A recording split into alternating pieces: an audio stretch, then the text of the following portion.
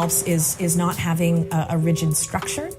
So if I'm missing certain like self-imposed deadlines, I don't freak out because I know just from the very fact that it has to get done that it will get done.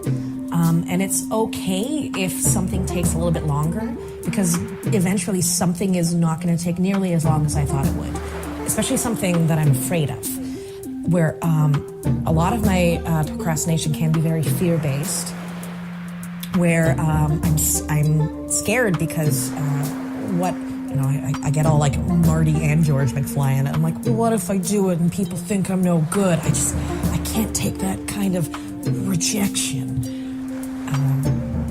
But oftentimes these things that I'm very afraid of, I've created these almost unscalable mountains in my mind, and when I start climbing, I realize like, oh shit, this is just like a molehill. This is like if snow fell on it, I could toboggan down this when I was in grade 3. Oh, that wasn't so bad at all.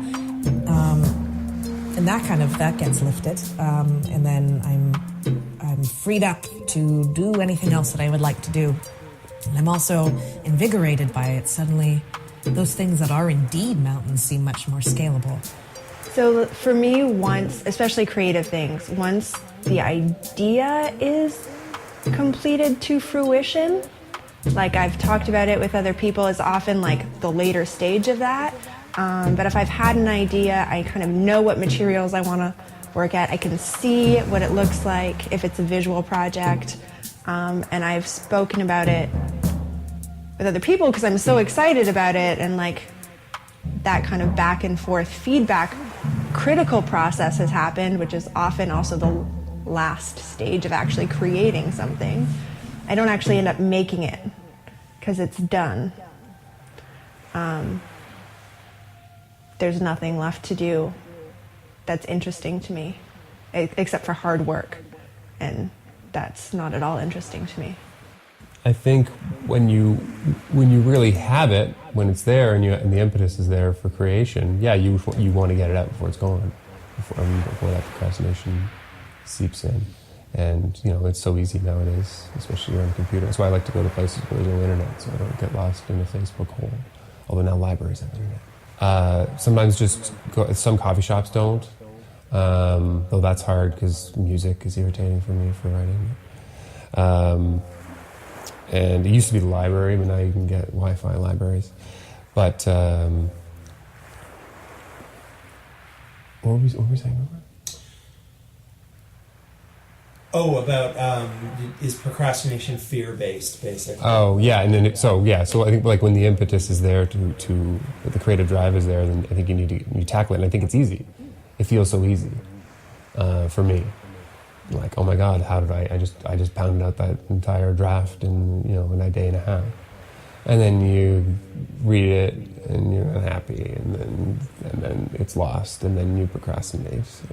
Sometimes in a good way where you're reflecting, and sometimes in a way where you're in a self-deprecating way, and that's not a healthy procrastination.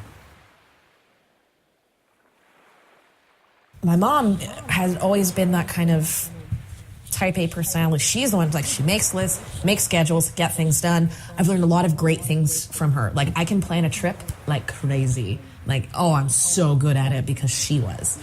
Or I know how to, when it really comes down to it, if I really need to organize myself in something, I can do it because I watched her do it, and she's great at that. But luckily for her, she had taken off a lot of time between her being in school. Like, she got married and she finished her schooling and was great at it, and then stayed at home with my brother and I, and then decided to go back to university to get her B.Ed when I was in high school.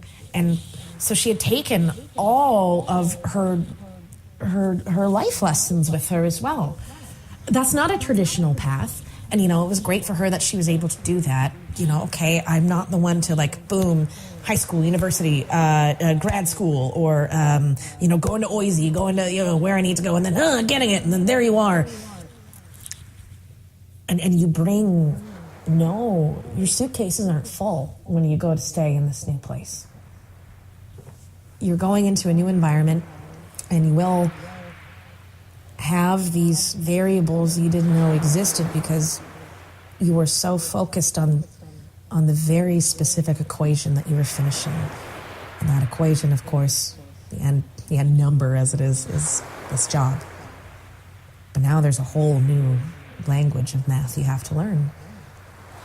And I feel like those who maybe wander a bit, both, a little bit in attention, but also just in the world, take maybe more non-traditional paths. You face resistance from your family for doing that, from your friends. You see them and you think, wow, they've really got everything together, but their time of reckoning comes as well. Everyone's does.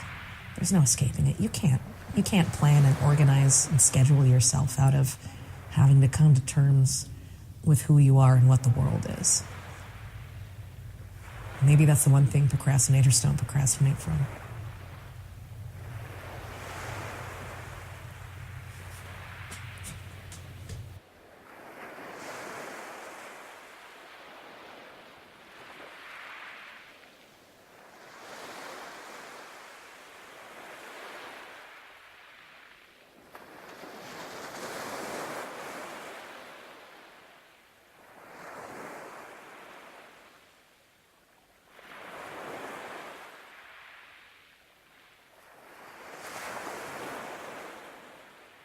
Thank you for listening.